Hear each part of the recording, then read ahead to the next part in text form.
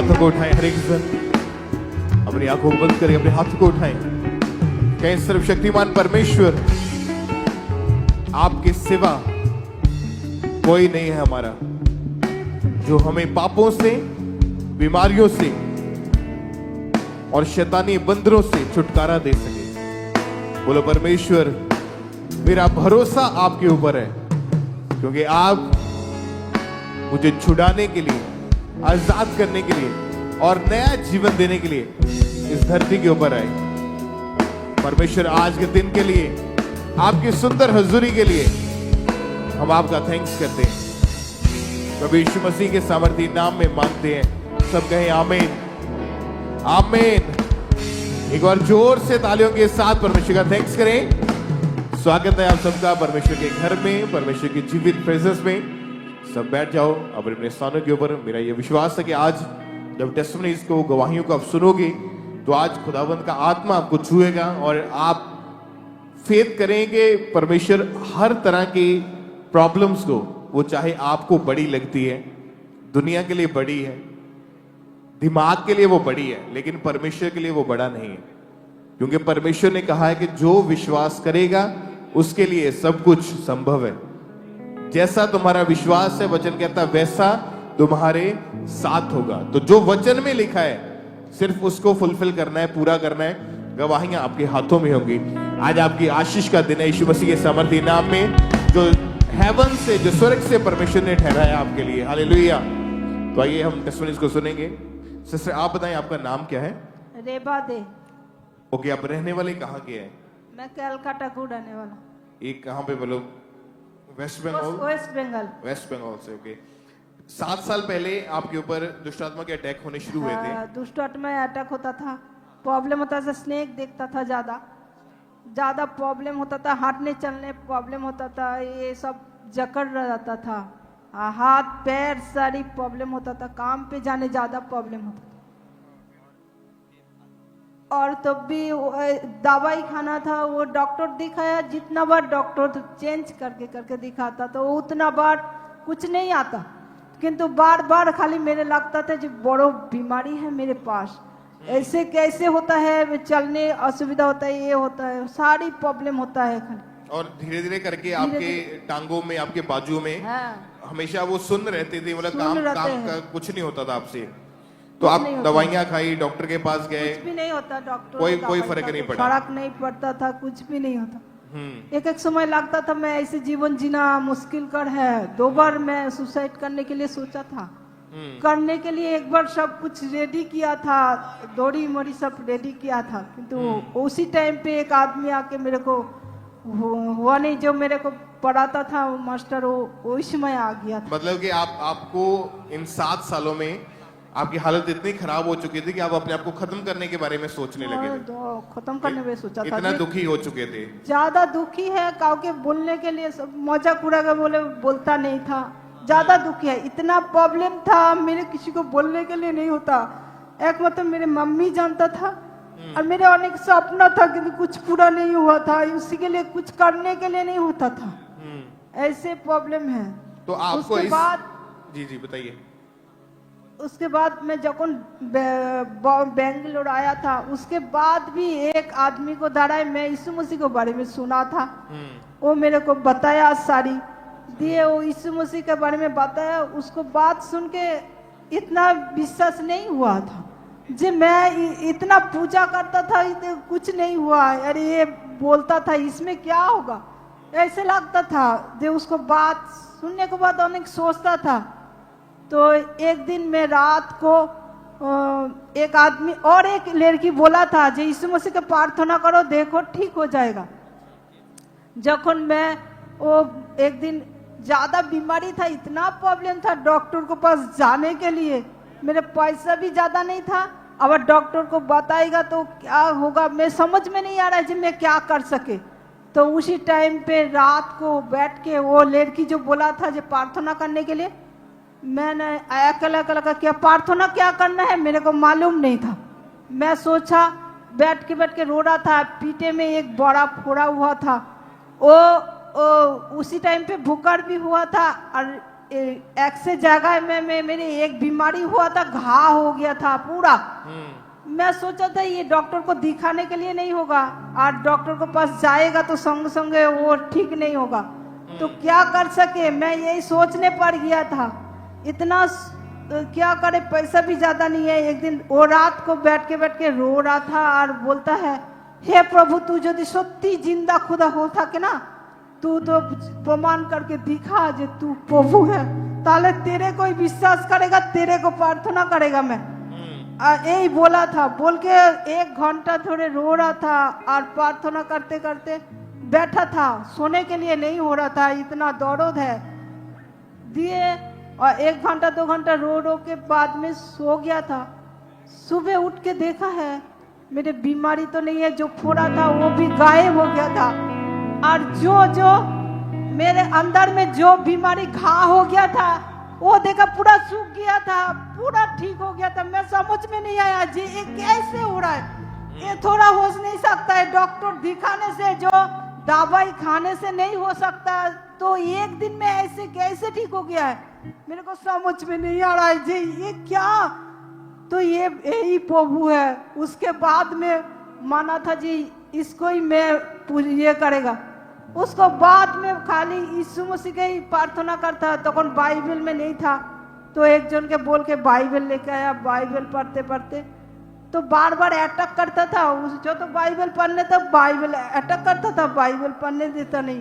आप अभी उस दुष्ट आत्मा के अटैक से, बीमारी के बंधन से पूरी रीति से आजाद हो चुके हैं। आप इधर कल पहले आने का बाद भी वो पैरामाउंट गया, उसके बाद में पूरा तरीके से महसूस तो है, कुछ भी बीमारी नहीं है। 1 साल पहले अच्छा हुआ, क्या बोले, 1 साल पहले जब ये यहाँ चर्च में आए थे, पिछले दिसंबर में 15 दिसंबर की मीटिंग को अटेंड किया, उसमें प्रेयर हुई थी स्पेशल, तो उस प्रेयर को इन्होंने अपने लिए रिसीव किया, उसको हम देखते हैं एक बार।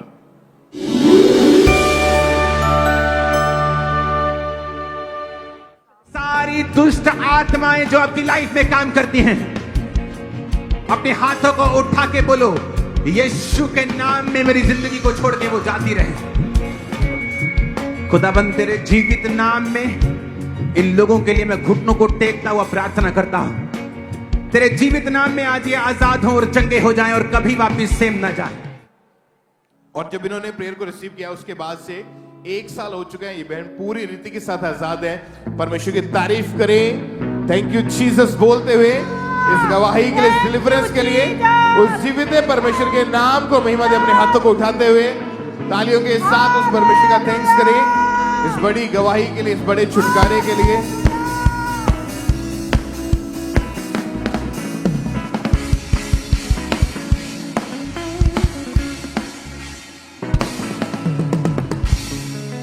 आप बताएं बहन, आपका नाम क्या है? हालेलुया।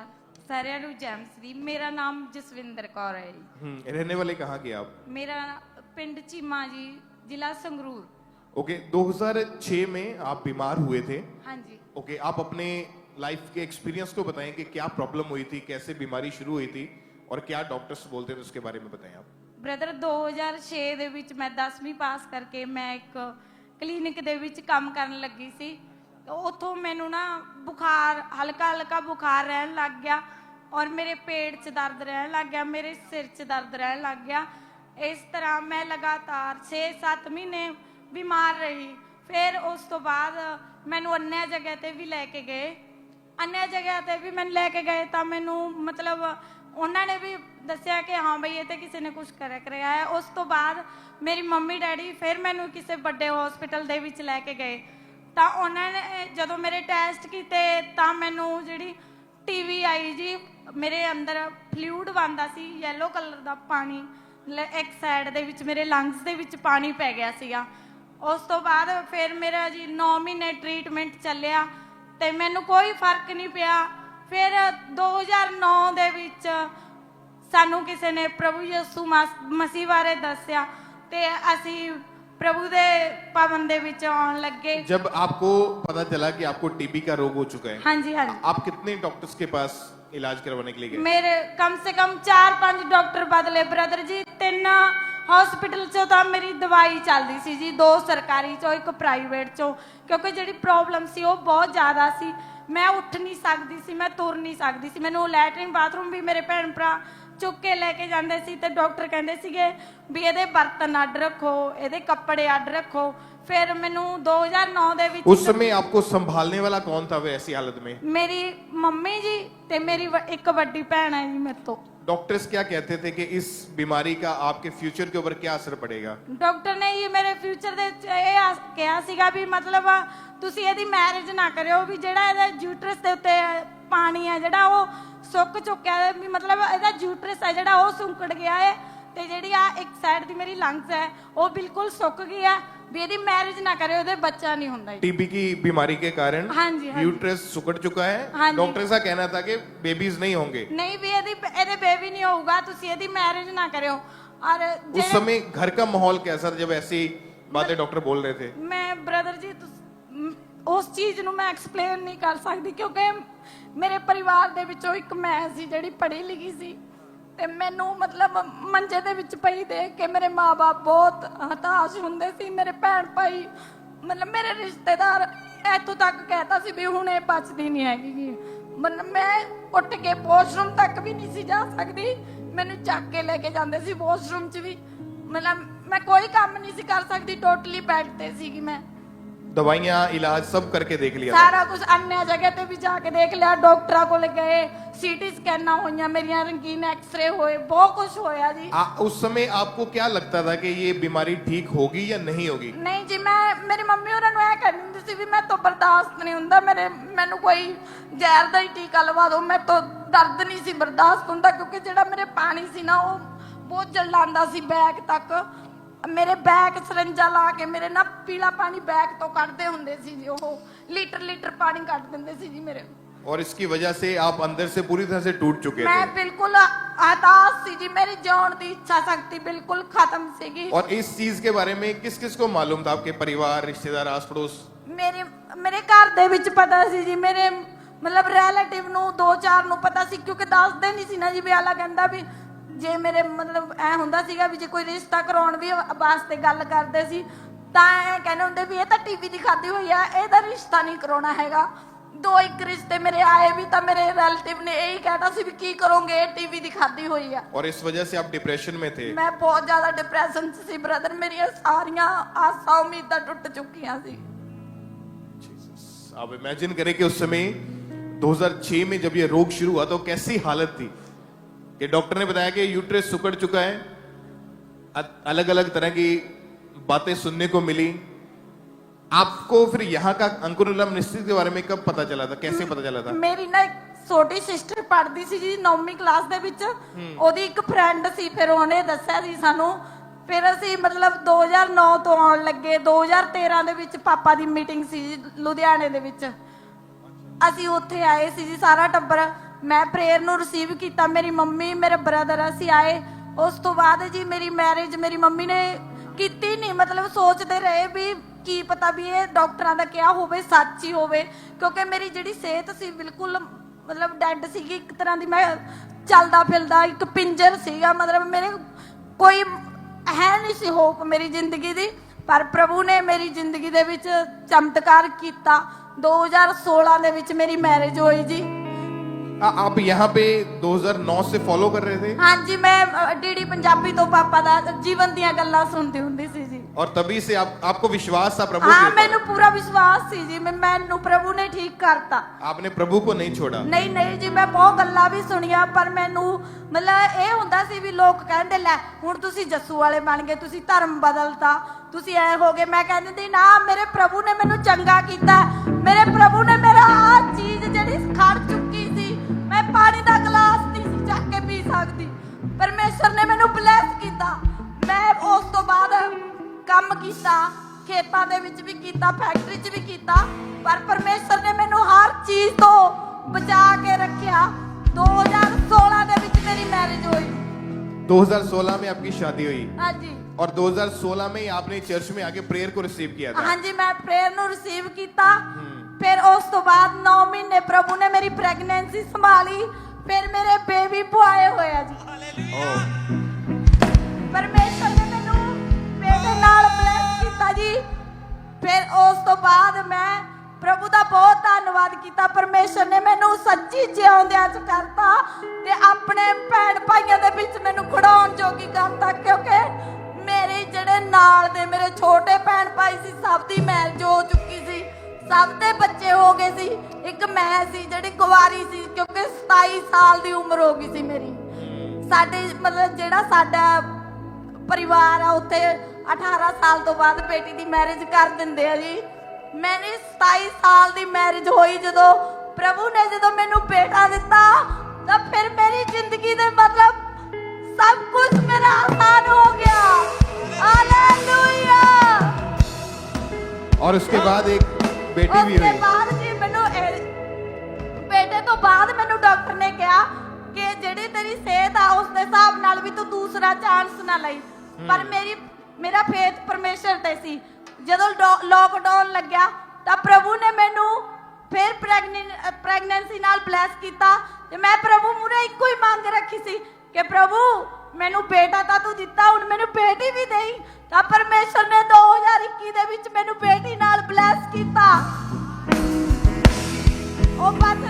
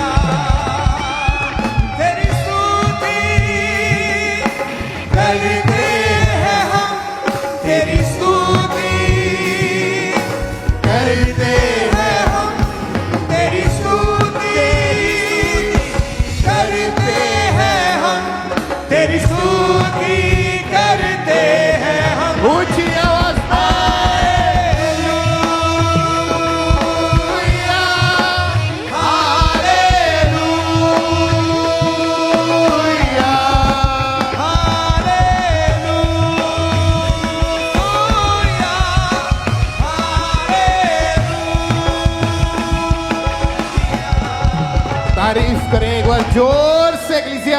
हालेलुया। परमेश्वर ने उस बीमारी को भी खत्म किया, खत्म किया जी। जो यूट्रस सुकड़ चुका था हाँ वो जी। नया किया परमेश्वर ने, हाँ जी, हाँ जी, और 2 बच्चों के साथ ब्लेस किया। जी बिल्कुल। परमेश्वर जो लोग ने जो जिन लोगों की बातों को सुना, लोग कहते थे धर्म बदल लिया, जात बदल लिया, क्या बताया फिर आपने उन लोगों को? मैं उन्होंने पूरा मतलब रौला पा के दस्या भी आ देखो जस्सू ने मेरी जिंदगी च काम कीता, मैनू मुर्दियां चों खड़ा कीता, मैनू बेबी भी वाइफ भी दिता, बेटी भी दिती परमेश्वर ने।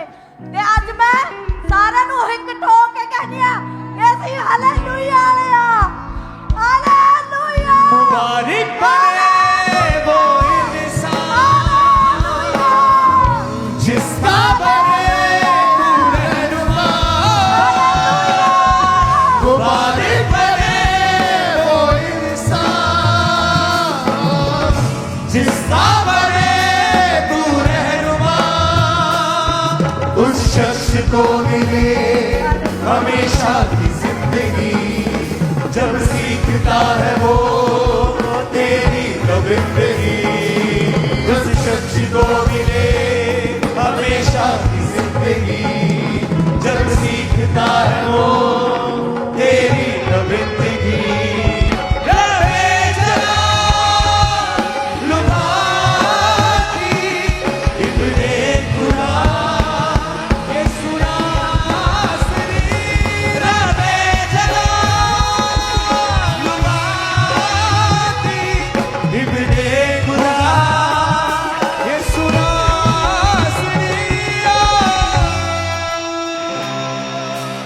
तारीफ करें एक बार जोर से परमेश्वर के इस वंडरफुल काम के लिए। परमेश्वर सब कुछ करने की ताकत रखता है। वो कहता है जो मरी हुई चीजें हैं, परमेश्वर कहता है मैं उनमें जान डालने की सामर्थ्य और ताकत रखता हूं। आज जो मरी हुई चीजें हैं वो आपका मरा हुआ बिजनेस हो सकता है, फाइनेंस हो सकता है, परिवार हो सकता है, आपके रिश्ते हो सकते हैं।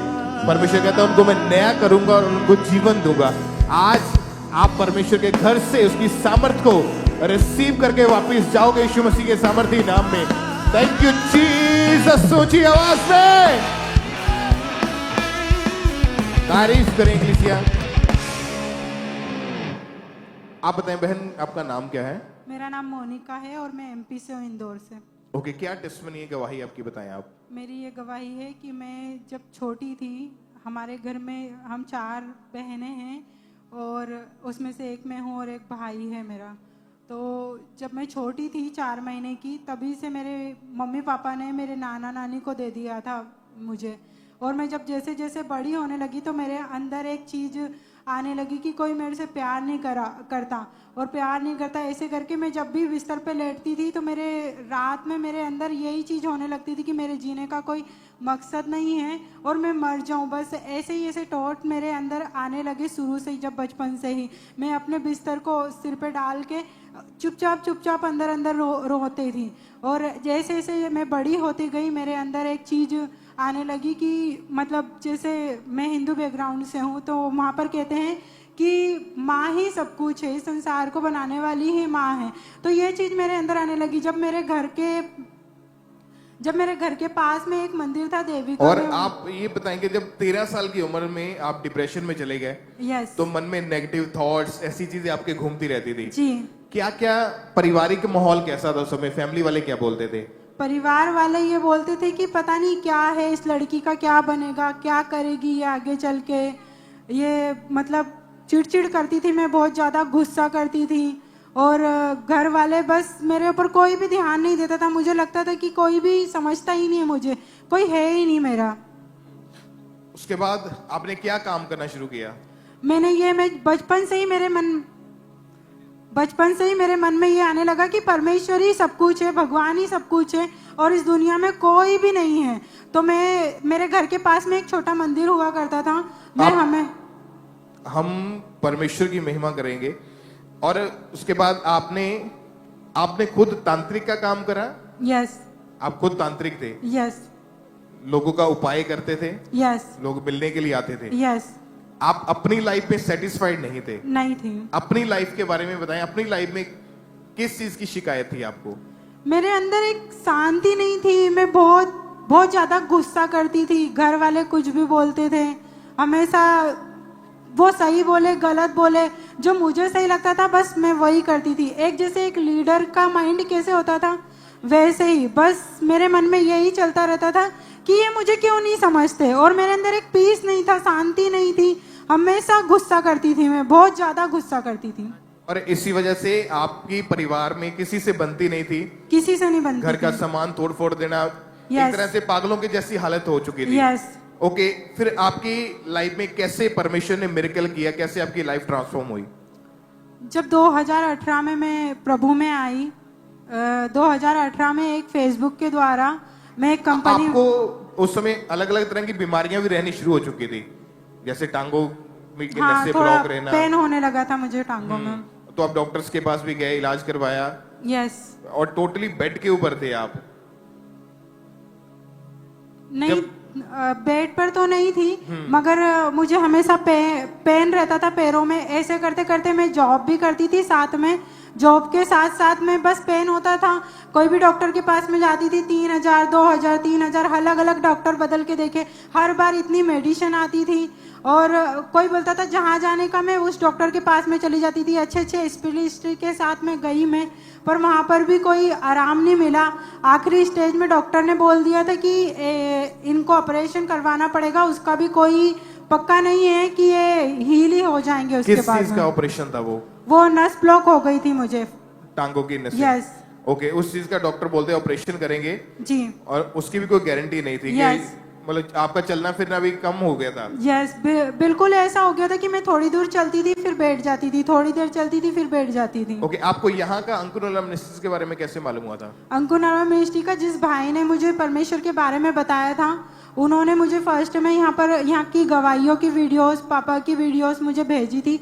तो वो मैं देखती थी और मैं हमेशा सोचती थी कि मुझे लगता था कि बहुत दूर है ये, मैं कभी जा ही नहीं पाऊंगी यहाँ पर ज़िंदगी में। मेरी हमेशा ये प्रार्थना रही थी कि मैं कभी जाऊंगी, परमेश्वर के दास से मिलूंगी, कभी इस जीवित हुजूरी में जाऊंगी। एक बार मैं बस वहाँ पर चली जाऊँ तो मेरी लाइफ पूरी चेंज हो जाएगी। मेरी ये इच्छा थी, हार्ट डिजायर थी। जब यहाँ पर आए तो कैसे आपका मन परिवर्तन हुआ? फिर मैं जब यहाँ पर आई तो पाम संडे की मास प्रेयर थी। जैसे ही पापा ने मास प्रेयर करी तो मुझे नहीं पता कि क्या हुआ, जितनी देर मास प्रेयर रही मेरी आंखें बंद रही और मैं रो रो के यही, प्रभु मुझे हील कर, मैं पहले जैसे तेरी आराधना करना चाहती हूँ, प्रार्थना करना चाहती हूँ, जैसे ये लोग खड़े होकर घंटों तेरी आराधना कर रहे हैं वैसे ही मुझे भी तेरी आराधना करनी है। जब पापा ने प्रेयर करी, मास प्रेयर हुई, तो उस टाइम पे मैं पहली बार मतलब इस बीमारी के बाद में, नस ब्लॉक के बाद में इतने टाइम तक खड़े होकर परमेश्वर की प्रार्थना कर पाई थी मैं।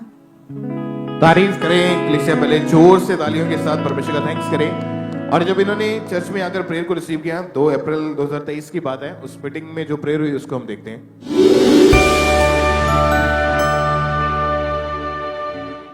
मैं देख रहा हूं दुष्ट आत्मा को निकलते हुए, शैतानी आत्मा को निकलते हुए, दुष्ट आत्मा को निकलते हुए। Holi ghost fire, Holi ghost fire. जादू की आत्मा, टोने की आत्मा, कैच फायर, रिलीज करो होली गोस्ट। और जब आपने प्रेयर को रिसीव किया, परमेश्वर की सामर्थ ने आपको छुआ, यस, उसके बाद से अभी तक की लाइफ कैसी है आपकी? मेरी तब से मैं बिल्कुल फ्री हूँ और सब कुछ अच्छे से चल रहा है। परमेश्वर ने मुझे सभी प्रकार की आशीष दी है और मैं पूरी तरह से हील हूँ। मैं अब दौड़ती भी हूँ, भागती भी हूँ, सभी प्रकार के काम भी करती हूँ। परमेश्वर की महिमा। कितने समय से पूरी तरह से आजाद हो चुके हैं आप? मैं तब से थोड़ा करके रिकवरी हुई है, तो अभी मैं बिल्कुल फ्री हूँ। मतलब 2023 में प्रेयर को रिसीव किया अप्रैल जी। महीने में, उसके बाद 2 साल से ज्यादा समय, 2.5 साल के करीब हो जी। चुका है, आप बिल्कुल फ्री हैं। यस, कोई अटैक नहीं है, कोई अटैक जो नहीं। तांत्रिक का काम करते थे वो छोड़ चुके हैं। बिल्कुल। अभी आप क्या सोचते हैं परमेश्वर के बारे में? यीशु मैं मसीह के बारे बस यही सोचती हूँ कि अब मेरा जीवन मैंने परमेश्वर को दे दिया है और परमेश्वर की ही सेवा करनी है मुझे आगे, और अभी भी मैं सेवा में में? हूँ। कोई डिप्रेशन नहीं है, कोई डिप्रेशन कोई नहीं है। ऑपरेशन की जरूरत नहीं कोई पड़ी? ऑपरेशन की जरूरत नहीं। जब मुझे ये प्रॉब्लम हुई थी तो जो विश्वासी भाई लोग हैं, जो मेरे लोग थे, वो मुझे हमेशा, उन्होंने बहुत फोर्स किया कि तू ऑपरेशन करवा ले, आगे तेरी जिंदगी बहुत बड़ी, अभी बहुत छोटी एज है तेरी। मगर मैंने बोला मेरा परमेश्वर पर विश्वास है और मेरा चंगे करने वाला मेरा राफा यहोवा परमेश्वर मुझे हील करेगा। आप चल के देखिए, इस तरफ चलिए जरा। बंधनों को तारीफ तोड़े करें ऊंची यीशु का आवाज में। मसा, बंधनों को तोड़े यीशु का मसा, तुमको तोड़े यीशु का मसा, बंधनों को तोड़े यीशु का मसा, जकड़े छुड़ाए यीशु का मसा, जकड़े छुड़ाए यीशु का मसा, मसा ही दिलाए पूरी शिफा, वो मसा यीशु का मुझको है छू गया, वो मसा यीशु का मुझको है छू गया, वो मसा यीशु का मुझको है, वो मसा यीशु का मुझको है छू गया। सिस्टर आप बताएं, आपका नाम क्या है?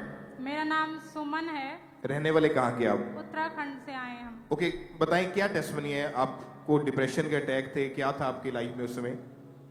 मेरी जीवन की बहुत बड़ी गवाही है। मैं करीब 2 साल से अपने खुद के जीवन साथी के लिए इतनी ज़्यादा परेशान थी, क्योंकि जो मैंने झेला है मुझे पता है कि मेरे जीवन की क्या कंडीशन थी। मैं जिस डिप्रेशन में गई थी, मैं कई घंटे तक बिना खाए पिए रोती रहती थी, कमरे में बंद थी। मैं पहले से ही क्रिश्चियन हूँ, पर जहाँ मैं रहती हूँ वहाँ क्रिश्चियन फैमिली के 2 ही 3 परिवार हैं। और आपको कमरे में बंद करके क्यों रखा जाता था? क्या मसला क्या था? मुझे रखा नहीं जाता था। जब मेरा रिश्ता हुआ, पहली बात तो मैं 2 साल तक परेशान रही। जब मेरा रिश्ता हुआ तो 6 महीने के बाद वो टूट गया। ये कब की बात है? ये सन 2024 की बात है। ओके, तो क्या हुआ आपकी लाइफ के ऊपर, इसका क्या इफेक्ट पड़ा था? जब मुझे पता लगा कि जिससे मेरा रिश्ता हुआ है वो लड़का शादीशुदा है, तब उस वक्त मैं अंदर से इस तरीके से टूटी कि मेरे परिवार वाले भी मुझसे, मैं किसी से ना बात करती थी, ना किसी से बोलती थी, ना मैंने 2 दिन तक तो खाना नहीं खाया। कई घंटे कमरे में पड़ी रहती थी, सिर्फ रोती और कुछ नहीं करती थी। मेरी आंखें आंसू बहा कर सूज गई थी। आप उस समय फ्री थे या कोई काम जॉब कोई करते थे? हाँ, मैं उस वक्त जब मेरा रिश्ता तय था तो मैं एक टीचर थी, स्कूल में पढ़ाती थी और मैं कॉलेज में मतलब बीए कर लिया था, एमए के लिए मैं जाती थी स्कूल में, कॉलेज भी जाती थी। मतलब इस चीज का इतना इफेक्ट आपके ऊपर पड़ा कि आपके दिमाग ने काम करना बंद कर दिया एक जी तरह से। बिल्कुल, मैंने वो पढ़ाई भी छोड़ दी, स्कूल जाना भी छोड़ दिया, अपने जीवन से बिल्कुल परेशान हो गई थी कि कुछ भी समझ में नहीं आता, सिर्फ कमरे में ही रहती थी। मेरे पापा बोलते थे कि कहीं रिश्तेदारों में चली जा या कहीं घूमने चली जा ताकि इस डिप्रेशन से बाहर निकल सके। मेरे भाई बहन मुझसे बात करने की कोशिश करते थे, ना मैं बात करती थी, ना घर से बाहर निकलती थी। मतलब 6 महीने मैं जानती हूँ कि मैंने किस तरीके से बिताए। और आपको क्या लगता था कि उस समय मतलब क्या होगा आने वाले टाइम में? अपने फ्यूचर को लेके क्या दिमाग में चलता था? मुझे अपनी फ्यूचर की बहुत ज़्यादा टेंशन होती थी क्योंकि जब मैं पहले से ही रिश्ते के लिए परेशान थी, रिश्ते आते थे पर वो सही नहीं थे, जब रिश्ता मिला तो वो भी शादीशुदा, इस वजह से मैं और टूट गई। मैं सोचती थी कि शायद हो सकता है कि मेरी शादी हो भी या ना हो, इस तरीके से मैं अंदर ही अंदर डिप्रेशन में बहुत ज़्यादा चली गई। तो आपको फिर आप यहाँ पहले से आते थे, जानते थे या कब मालूम हुआ चर्च के बारे में? मैं सन 2018 से अंकुरोला मिनिस्ट्री से जुड़ी हुई हूँ। फोन पे मीटिंग अटेंड करती थी पर उस वक्त मुझे इतना वचनों की गहराई को मैं नहीं जानती थी, ना वहाँ तक पहुँची थी, बस देखती थी और वीडियो थोड़ा बहुत सुना और निकाल दिया, मतलब गहराई में थी नहीं मैं। ओके, फिर कैसे आपका जीवन चेंज हुआ? कैसे डिप्रेशन से, इन प्रॉब्लम्स में से परमेश्वर ने आपको बाहर निकाला? जब मेरा रिश्ता टूटा उसके बाद सिर्फ मैं फोन पे मीटिंग अटेंड करती थी, बात तो किसी से करती नहीं थी, कई घंटे रूम में पड़े रहना अकेले, तो सिर्फ मैं मीटिंग ही अटेंड करती थी। तो एक बार मैंने यहाँ अंकुर पास्टर जी जब बता रहे थे कि एक लड़की 6 महीने से अपने रिश्ते के लिए परेशान थी, तो उसको मैंने इस वीडियो को पूरा देखा। उन्होंने बताया कि आपकी जो आप चाहते हैं कि ऐसा लाइफ पार्टनर हो, वो सारे पॉइंट एक पन्ने में लिख कर आप उसे सुबह शाम वचनों के द्वारा अंगीकार करें। और फिर उस समय के बाद उन्होंने बताया कि वही लड़की 6 महीने के बाद जब आई तो उसे जैसा उसने चाहा वैसा जीवन साथी उन्हीं पॉइंट के साथ पूरे तरीके से वैसा ही मिला। मतलब उसने कहा कि मेरी जिंदगी में मानो परमेश्वर ने मैंने जैसा चाहा वैसे ही हूबहू उन्हीं पॉइंट के साथ बना के दिया हो। तब मैंने भी सोच लिया कि परमेश्वर जब तू उस लड़की के जीवन में कर सकता है तो मेरे भी जीवन में कर सकता है। उन्हीं वचनों को फिर मैंने अपनी बाइबल से नोट किया, अपनी प्रेयर को फिर लिखा, मैंने भी उन्हीं पॉइंट को लिखा। मैंने कहा परमेश्वर आपके डर भय में चलने वाला जीवन साथी चाहिए, बल्कि आपकी महिमा करने वाला एक परमेश्वर का दास और पास्टर चाहिए। मैं 6 महीने तक प्रार्थना करती रही, रोती रही, आंसू को बहाती रही, और 6 महीने के बाद जब मेरे लिए रिश्ता आया तो मैं इतनी खुश थी कि कुछ कह नहीं सकती। मुझे उससे पहले मैं 1 हफ्ते से और परेशान थी। तो जब मैंने परमेश्वर से, इन पास्टर जी ने और बताया था कि आप वचनों की गहराई में जाओ, विश्वास करो परमेश्वर पे, और अपने माता पिता पे नहीं बल्कि परमेश्वर से अपनी बातें अंदर से खोल के कहो कि परमेश्वर तू मुझे देगा और तू सबसे उत्तम बेहतर और देगा। तब मैंने जब इन प्रार्थनाओं को किया और जब 1 हफ्ते से मैं ज्यादा प्रार्थना की, मैंने कहा परमेश्वर कोई इशारा दिखाओ, कोई दर्शन दिखाओ। तब 3 दिन पहले रिश्ते से अंकुर पास्टर जी मेरे सपने में आए। मैं इतनी खुश थी कि कुछ कह नहीं सकती। बिल्कुल सब वाइट कपड़े, वाइट सॉक्स और बाल बिल्कुल ब्लैक, एक सिर्फ दूध के समान। और मेरे पापा उन्हें घर पे लेकर आए, उन्होंने मेरे कमरे में हम सब लोगों के साथ प्रार्थना की और उन्होंने कहा कि तुम्हारे जीवन में सब कुछ संवर जाएगा। उससे 3 दिन के बाद ठीक मेरे जीवन में समझे चमत्कार हुआ। 3 दिन के बाद मेरे लिए रिश्ता आया और वो भी 4 घंटे में रिश्ता हुआ। जो 6 महीने से परेशान थी, डिप्रेशन में थी, जिस तनाव में थी, रोती रहती थी, वो खुशी मुझे 3 घंटे में मिली। मैं इतनी खुश हुई, मैंने परमेश्वर का धन्यवाद दिया और 1 महीने में मेरी शादी हो गई और वो डिप्रेशन खत्म हो चुका पूरी तरह से। पूरी तरीके से मैं आजाद, और मैंने जैसा चाहा वैसा लाइफ पार्टनर। तारीफ करें इंग्लिश एक बार जोर से तालियों के साथ। अपने हाथों को उठाकर thank you Jesus, thank you Jesus. हर पल के साथ मैं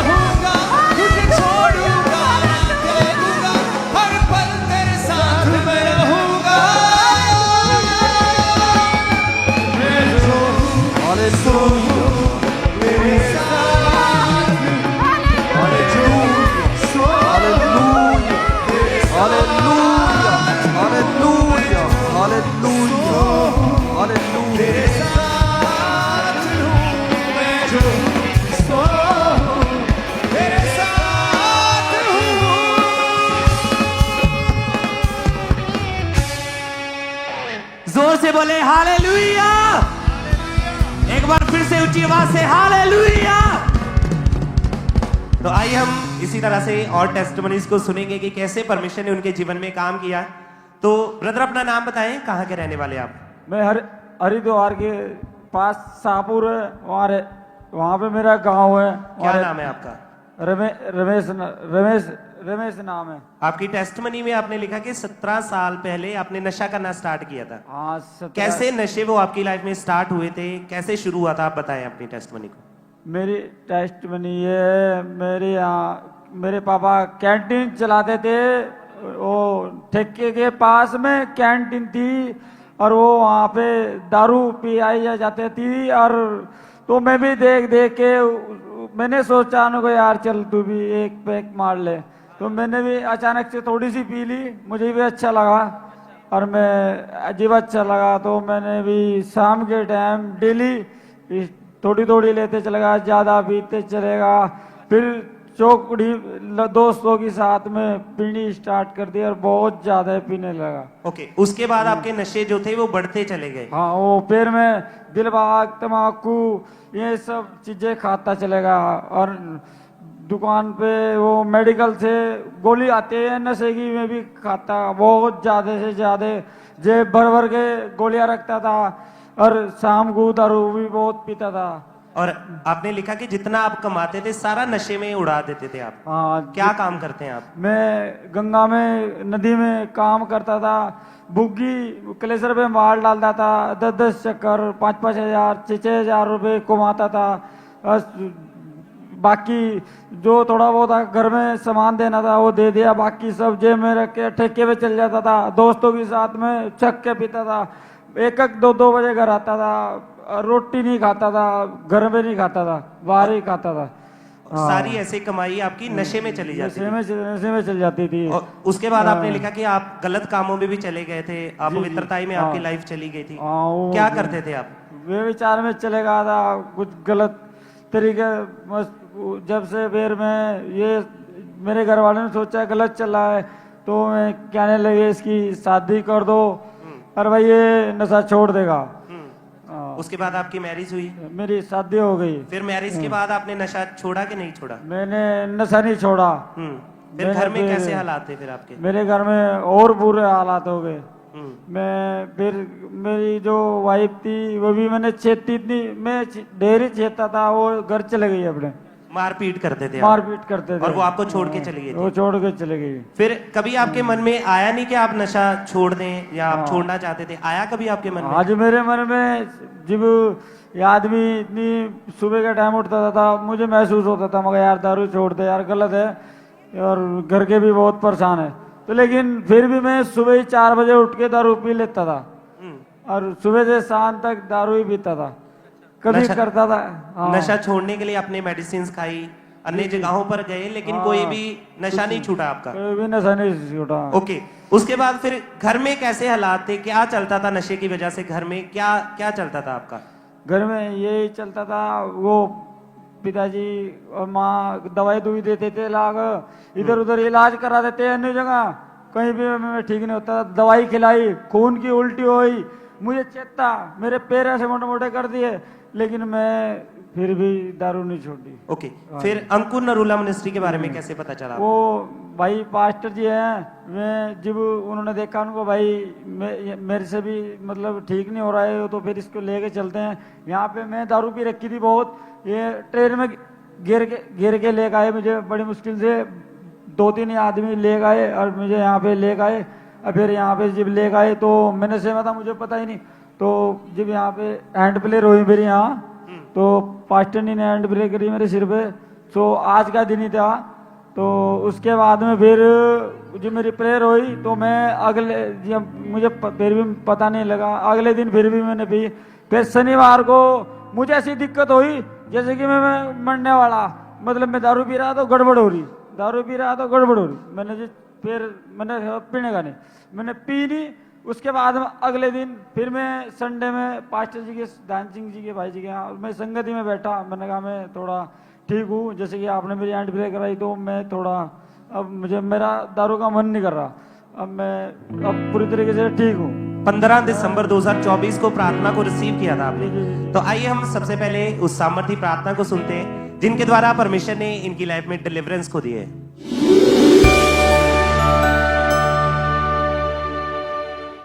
अपने हाथों को उठा लो।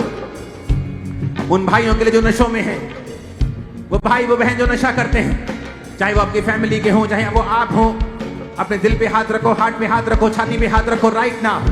पूरी चर्च फायर के साथ बोलेंगे, नशे का सारा गंदा आत्मा, नशे की सारी अभिलाषा यीशु के नाम में बाय फायर इनको छोड़ के चली जाए। तो उसके बाद क्या हुआ जब आपने प्रार्थना को रिसीव किया? फिर क्या हुआ उसके बाद? उसके बाद प्रार्थना को रिसीव करा, अगले दिन फिर मैंने दारू पी, उस अगले दिन मुझे दिक्कत हो गई, फिर मैंने छोड़ दी। अब मैं देखो इतना नशा करता था और इतनी दारू पीता था, सुबह 4 बजे, कहीं मेरा इलाज नहीं करा किसी ने। लेकिन जब से मेरी यहाँ प्रार्थना हुई है, अब मैं ना तो तम्बाकू खाता, ना मैं वो दिलवा खाता, मैं ना दारू पीता, ना मैं कुछ खाता। अब मैं बिल्कुल टेंशन फ्री, कोई नशा नहीं करते आप? कोई नशा नहीं करता। कितना टाइम हो गया? ये साल भर हो गया, 1.5 साल। पूरी तरह से आजाद? पूरी तरह से आजाद हो। तारीफ करें जोर से तालियों के साथ, परमेश्वर के जीवित नाम को महिमा दे। इस गवाही के लिए परमेश्वर की तारीफ करेंगे, क्योंकि छुड़ाने वाला, आजाद करने वाला केवल यीशु मसीह है। हालेलुया। जब आप उसकी हजूरी में आते हैं तो परमेश्वर का आत्मा आपको छूता है, क्योंकि परमेश्वर के जीवित वचन में लिखा है कि अभिषेक के कारण तेरा हर एक बंधन, हर एक जुआ वो नाश कर दिया जाएगा। हालेलुया। तो आज जब प्रार्थना होगी, अभिषेक आपके ऊपर आएगा, वो बंधन जो शैतानी है, नशे के, दुष्ट आत्मा के, आज वो टूटेंगे। परमेश्वर का आत्मा आपको आजाद करेगा। तारीफ करें जोर से शब्द तालियों के साथ, परमेश्वर के जीवित नाम को महिमा दे। इस गवाही के लिए, इस डिलीवरेंस के लिए परमेश्वर की तारीफ करते हैं।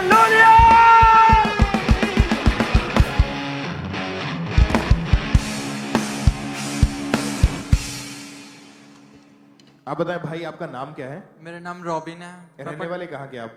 पठानकोट से। पठानकोट से। ओके, क्या हुआ था? आप अपनी गवाही बताएं। 24 नवंबर 2025 को मेरा एक्सीडेंट हुआ था स्कूटी से। स्पीड बहुत ज़्यादा सी, आगे एक ओल्ड कपल आ रहा था, उनको बचाते बचाते मेरा खुद स्कूटी स्लिप हो गई, जिससे मेरे चोट लगी। मुझे लगा नॉर्मल है, इतनी ज़्यादा नहीं है। नेक्स्ट डे मुझसे चला नहीं गया। मेरे पेरेंट्स ने मुझे एक लोकल वैद्य से चेकअप करवाया। उन्होंने बोला मांस फटा हुआ है और घुटने पर ज़्यादा लगी है, ये चल नहीं पाएंगे, इनको प्रॉपर बेड रेस्ट पर रहना पड़ेगा। इसकी वजह से मेरी पढ़ाई पर भी बहुत असर पड़ रहा था, मुझसे चला नहीं जा रहा था। मैं सोचता था कि ये मेरे साथ क्या हो गया हुआ है, एक मेरी मिस्टेक ने मुझे कितना बड़ा दुख दे दिया हुआ है, मैं चल नहीं पाऊंगा, मेरी स्टडी पर असर पड़ेगा। और ये सब सोचकर मैं बहुत परेशान रहता था। फिर मेरे पेरेंट्स मुझे चर्च लेकर आए व्हील चेयर पर, और मैं इमरजेंसी सेक्शन डॉक्टर के में पास बैठा हुआ था। चेकअप कराने के लिए गए, उसने बताया कि लेफ्ट घुटने की हड्डी डैमेज हो चुकी है। डैमेज हो चुकी वो है। एक्सरे वगैरह करवाया होगा? एक्सरे नहीं करवाया। तो कैसे पता चला कि हड्डी टूटी है? वो मालिश वाले थे। अच्छा, वो जो वैद ठीक है, वैद होते हैं, है। ठीक है, वो चेक कर लेते हैं कि क्या प्रॉब्लम है। ओके, तो उसके बाद आपकी हालत कैसी थी? घर पे कैसे रहते थे? चलना फिरना तो बंद ही हो गया था। चल ही नहीं पा रहा था मैं। कौन संभालता था उस समय? उस टाइम मेरे पापा संभालते अपने मुझे। आप? मैं बाहर चल भी नहीं पा रहा था, मुझे वॉशरूम वगैरह भी मेरे पापा लेकर जाते थे। और फिर आप जब चर्च में आए कैसे आए? मतलब चला तो जाता नहीं था, व्हील चेयर के ऊपर? व्हील चेयर पर लेकर आए थे आपकी मेरे फैमिली पेरेंट्स। लेके आई आपको? या ओके, क्या हुआ जब चर्च में आए तो मैं इमरजेंसी सेक्शन में बैठा था। मुझे पापा जी ने प्रार्थना, उन्होंने बोला और मैंने रिसीव किया प्रार्थना को, और मुझे ऐसा लगा मेरे अंदर कोई एनर्जी आई, एंटर हुई, और मेरे घुटने पर ऐसी हीटनेस प्रोड्यूस हुई और मैं चलने लगा, मैं भागने लगा, मैं रुक नहीं पाया। इसके लिए उस दिन आपने चेक किया अपने आप को? मैंने चेक किया और मैं चल नहीं पा रहा था। और उस दिन के बाद आपने कभी व्हील चेयर को यूज मैंने नहीं छू ही किया? नहीं, मैंने यूज ही नहीं की। अपने आप चल पा मैं रहे अपने हैं आप चल पा रहा था विदाउट एनी ऑपरेशन? या आप बिल्कुल ठीक है? मैं बिल्कुल ठीक हूँ, कोई ऑपरेशन नहीं हुआ? कोई ऑपरेशन नहीं हुआ। नेक्स्ट टाइम मैं गया ही नहीं वैद्य के पास, और कोई दवाई नहीं चल रही? बिल्कुल ठीक है आप? या आप चल के देखिए इस तरफ, चलिए जरा तारीफ करें इंग्लिश से अपने हाथों को उठाते हुए। परवाह किसे गलदी, यसु रखदा खबर हर पल दी। न कर परवाह किसे गलदी, यसु यीशु रखना खबर हर पल दी, ओ मेरा खुदा है, उसका खुदा है, मेरा खुदा है, उसका खुदा है, घर बिक्री और वाले कल्बी न कर परवाह किसे करे, यीशु रखना खबर हर पल दी, तारीफ करें एक बार जोर से तालियों के साथ, ऊंची आवाज में बोले हालेलुया। परमेश्वर कहता है मैं तेरी टूटी हड्डियों को जोड़ूंगा, उसमें बल डालूंगा। तो आज जितने भी जन आप हीलिंग हॉल में बैठे हुए हैं, आप यहाँ मौजूद हैं, आप बीमारी के नीचे हैं, प्रॉब्लम्स के नीचे हैं, हॉस्पिटलाइज हैं, जब आज आप प्रार्थनाओं को ग्रहण करोगे परमेश्वर की सामर्थ्य के द्वारा आज आपकी बीमारियां खत्म होंगी, हीलिंग जगह आपकी जिंदगी के अंदर आज एंटर होगी यीशु मसीह के सामर्थ्य नाम में। एक बार जोर से तालियों के साथ उस जीवित परमेश्वर के नाम को महिमा दे, अपने हाथों को उठाते हुए। Thank you Jesus, thank you Jesus, thank you Jesus. तारीफ करें इस बड़ी हीलिंग के लिए, इस बड़ी गवाही के लिए।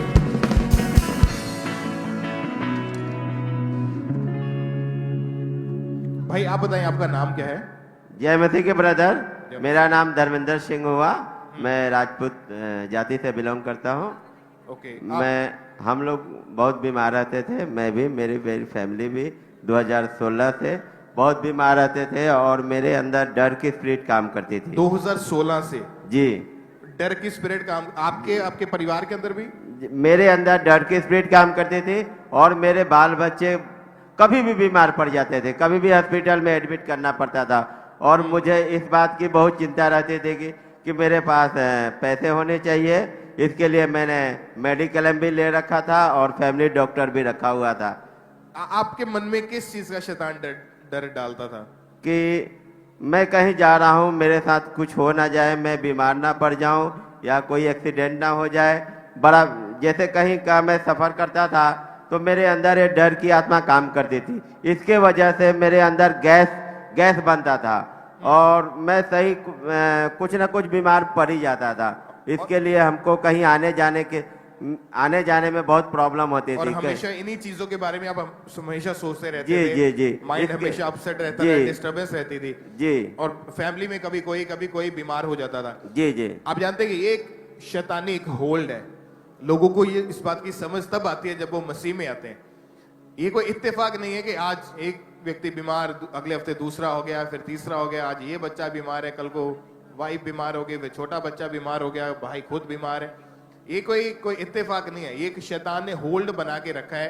बीमारी का आत्मा अटैक करता है, दुष्ट आत्मा अटैक करता है, जिसकी वजह से लोग अपनी लाइफ को एंजॉय नहीं कर पाते। और आपका तो पूरा परिवार ही इसके अंदर घिरा हुआ था उस समय। जी जी।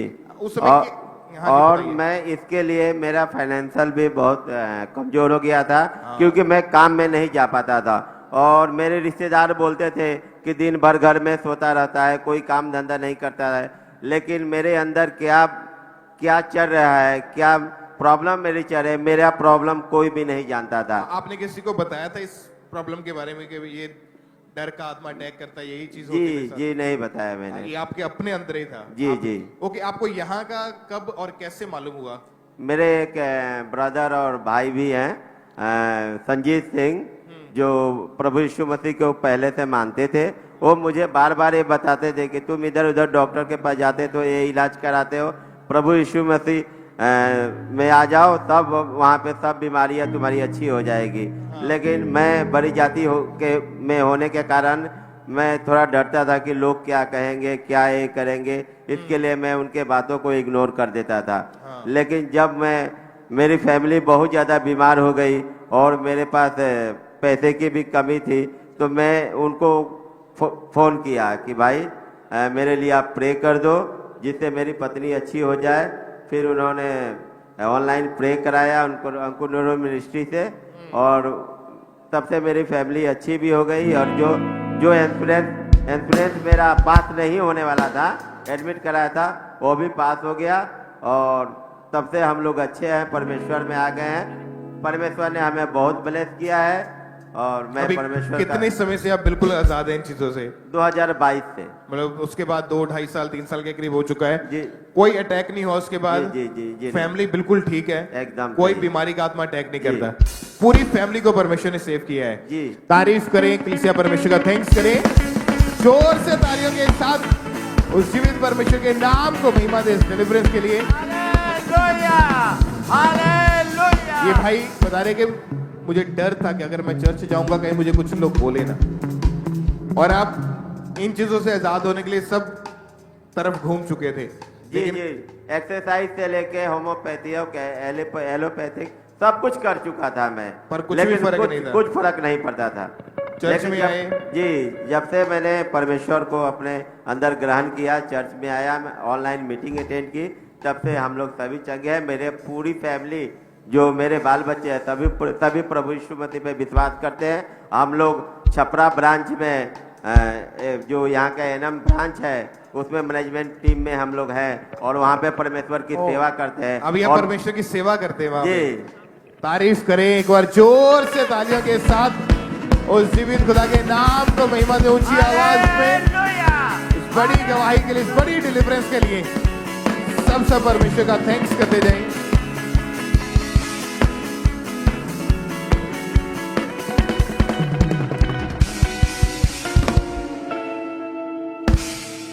आप बताएं बहन, आपका नाम क्या है?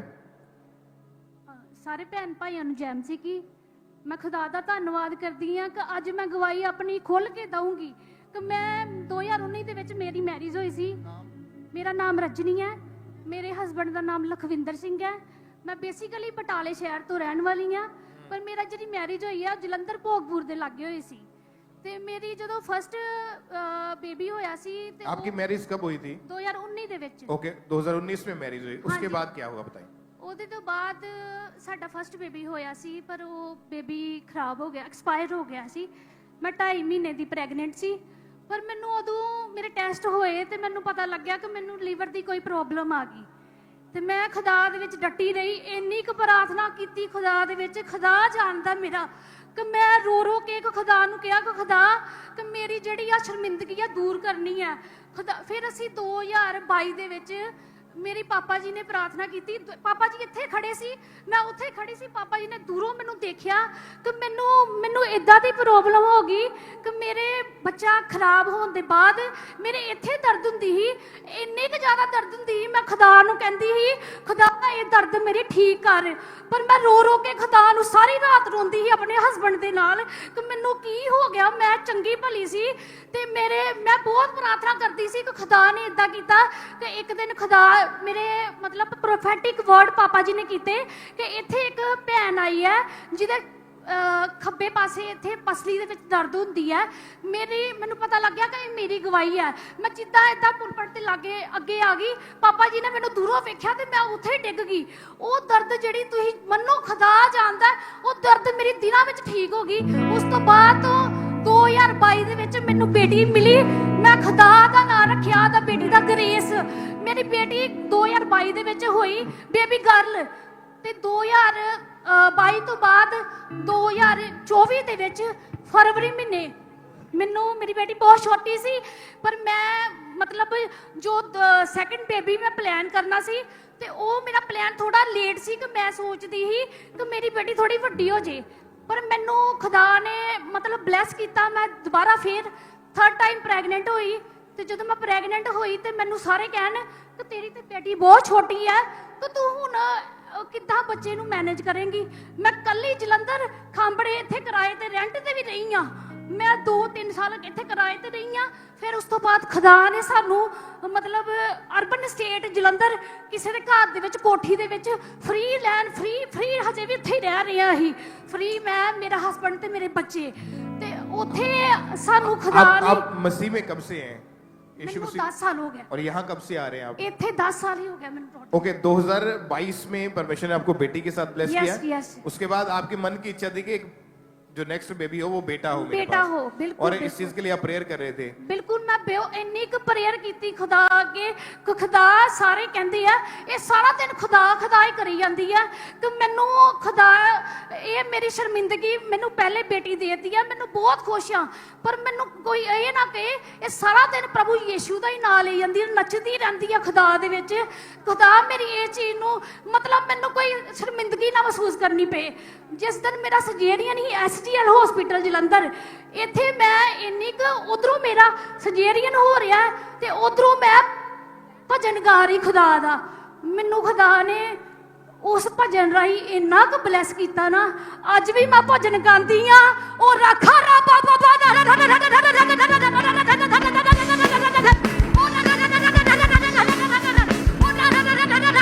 तारीफ करें, परमेश्वर का थैंक्स करें। मैं धन्यवाद करती हूँ इनकी टेस्टमनी बहुत बड़ी है। आप 2022 में जब बेटी हुई वो कितने साल के बाद हुई थी मैरिज के? मैं वो 2.5 साल बाद दो साल बाद ला लो और आपकी हार्ट डिजायर थी कि परमेश्वर आपको बेटा दे, बेटा दे और ये बेटा परमेश्वर ने आपको दिया है। बहुत सोना तो बेटा। तारीफ करें इंग्लिश से एक बार जोर से तालियों के साथ। थैंक यू जीसस बोले ऊंची आवाज में, ऊंची ऊंची आवाज में परमेश्वर का थैंक्स करें इस बड़ी गवाही के लिए ऊंची आवाज में। आज भी जो लोग ऐसे यहाँ पे मौजूद हैं जो दुष्ट आत्मा के बंदरों के नीचे हैं या जो शर्मिंदगी के नीचे हैं, परमेश्वर ने कहा मैं तुम्हारे गर्भ को खोलूंगा जिनके गर्भ बंद है। परमेश्वर कहता मैं तुम्हें आशीष दूंगा, मैं तुम्हें आनंद करने वाली माता के रूप में बनाऊंगा। गर्भ का फल वचन में लिखा यहोवा की ओर से एक इनाम, एक प्रतिफल है। तो आज मेरा ये बिलीव है कि आप अपनी आशीषों को, अपनी गवाहियों को, अपनी ब्लेसिंग्स को आप लेके वापस जाओगे यीशु मसीह के सामर्थ्य नाम में। ऊंची आवाज में तालियों के साथ परमेश्वर की तारीफ करें। Thank you Jesus, thank you Jesus. ऊंची आवाज में थैंक यू जीसस।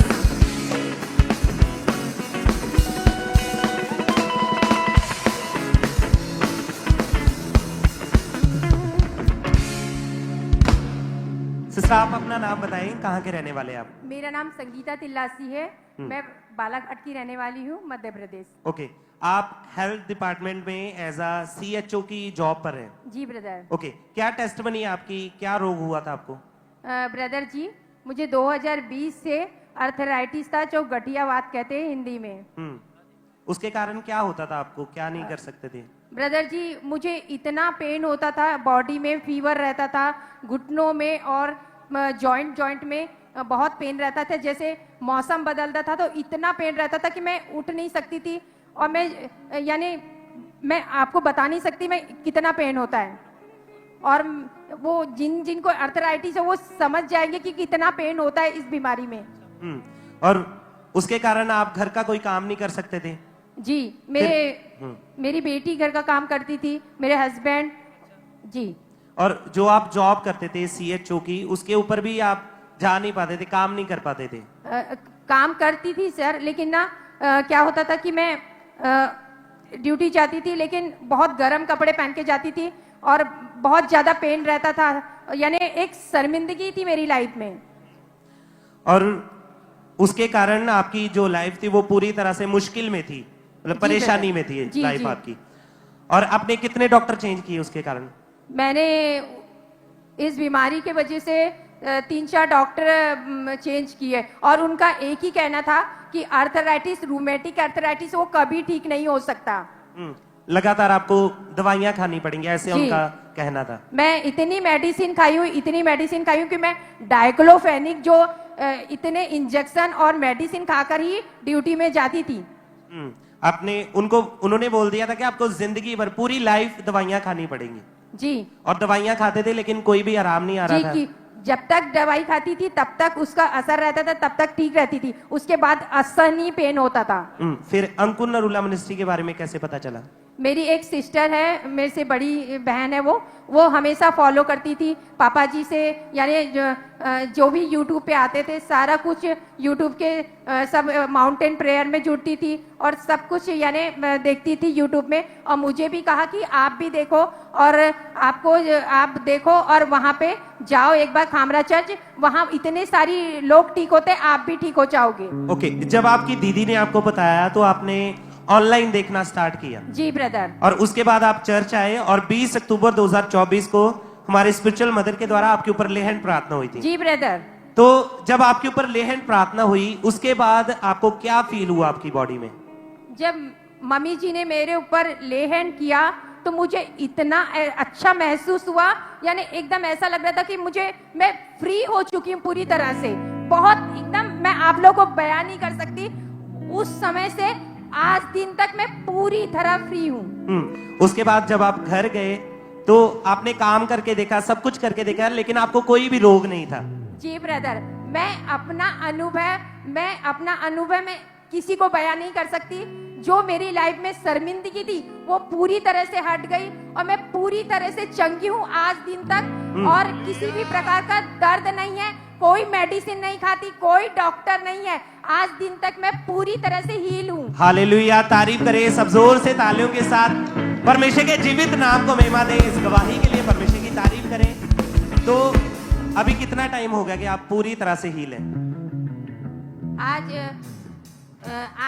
आज तक मैं पूरी तरह से ठीक हूँ। एक साल हो चुका है पूरी तरह से हील। 1 साल हो चुका है, मैं पूरी तरह से ठीक हूँ। और मैं एक और बात कहना चाहती हूँ कि हमारा जीवित और सामर्थी परमेश्वर है। हम ऐसे वैसे को नहीं मान रहे, हम सर्वशक्तिमान परमेश्वर को मान रहे। वो आकाश और पृथ्वी का बनाने वाला परमेश्वर, मुझे उसने ठीक किया है, आपको भी ठीक करेगा, क्योंकि हम सर्वशक्तिमान परमेश्वर के छाया के नीचे हैं।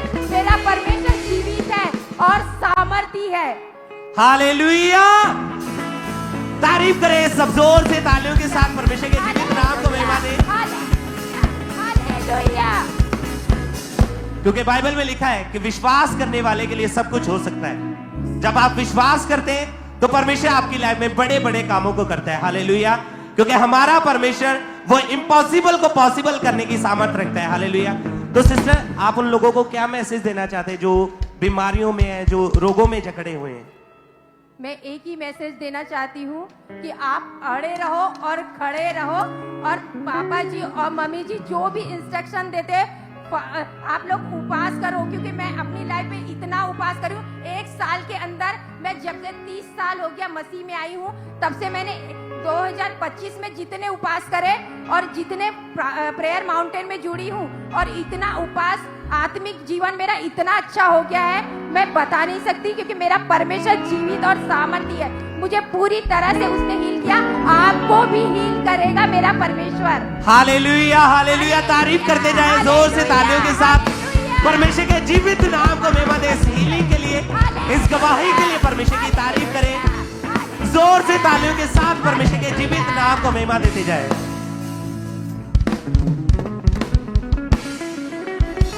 इब्लीस नू डर पै गया, यीशु नाम ऊंचाइयां दे। इब्लीस नू डर पै गया, यीशु नाम ऊंचाइयां दे। ओदी तुम पै गई दुनिया दे कोने कोने, ओदी तुम पै गई दुनिया दे कोने कोने, ओदी तुम पै गई है दुनिया दे कोने कोने, ओदी तुम पै गई है दुनिया दे कोने कोने। एदी रफ्तार सगों तेज होनी है, लगनी बरेक नहीं ओ तेज होनी है। एदी रफ्तार सगों तेज होनी है, लगनी बरेक नहीं ओ तेज होनी है। उठ जाना जेड़ा आगे आ गया, उठ जाना जेड़ा आगे आ गया, यसु नाम ऊंचाइयां दे। इब्लीस नू डर पै गया,